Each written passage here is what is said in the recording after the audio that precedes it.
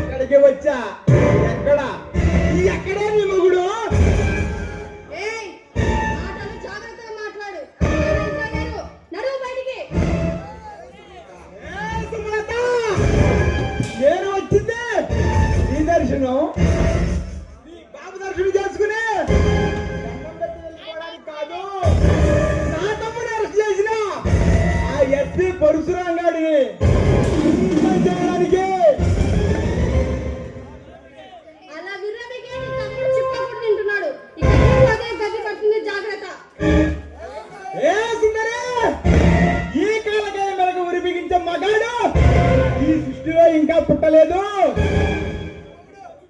అలాంటిది నీ మొగుడు మగాడు